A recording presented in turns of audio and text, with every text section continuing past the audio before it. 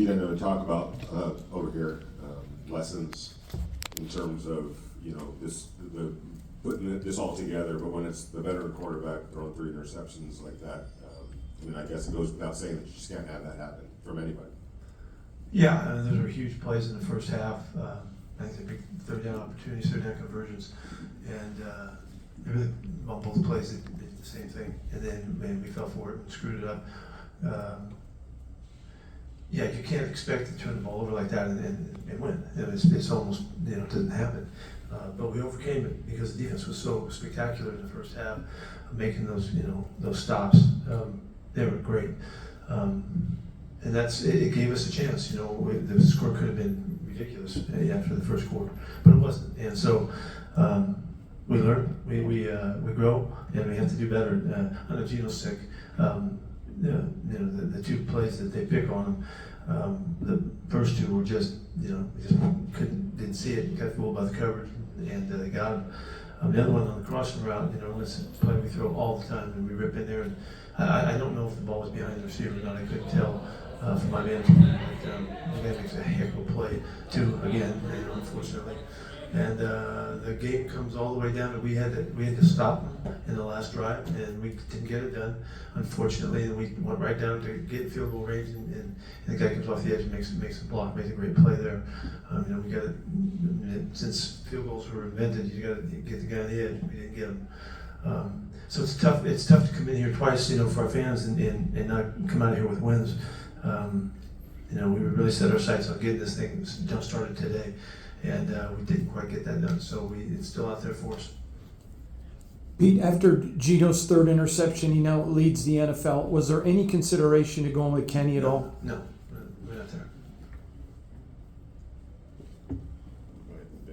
Maxx Crosby obviously was somebody that played just a fantastic game. Can you talk? I know it's a loss, but can you talk about the energy that he brought and kind of holding that thing together, like you said, to basically keep you in the game? Yeah, so whether you win or lose, the facts remain, and he was incredible today. He has been every time he's been on the field for us since we've been there. I mean, every time, whether it's preseason or not, that's the guy that shows up. Just incredible plays, playmaking, and he's doing it clean. He's not getting, he's not having to cheat on line of scrimmage or anything. He's just a spectacular football player, and to tip the ball up like that and get it going on the big pick, it's a huge play, man. But he does it in practice, and so it's not unfamiliar. It's just incredible that he's on our team and he's doing what he's doing. There's a lot of guys that played well on defense today and did a nice job. So, but Max that was an incredible game.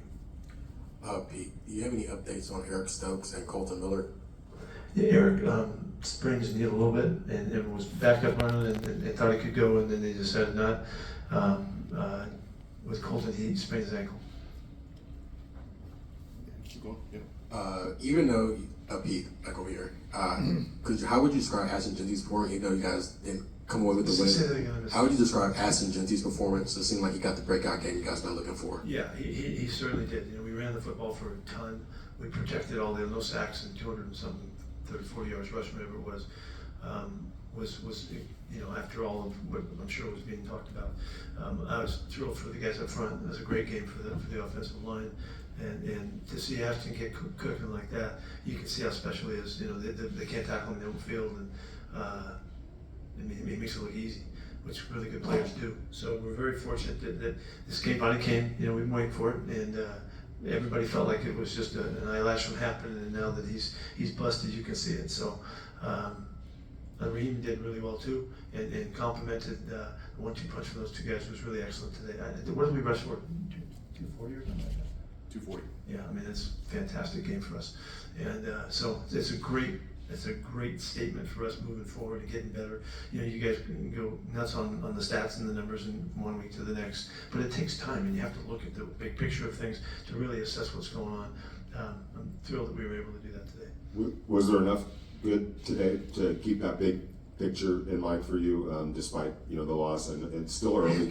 Yeah. I mean, we undertook our defenses undertook about as much duress as you can in this 4 games of the season, and the leadership and the mentality and Patrick's job with these guys and the coaches to keep those guys on that kind of an edge throughout, regardless of the situation, is incredibly valuable and will continue to be a valuable aspect of our team.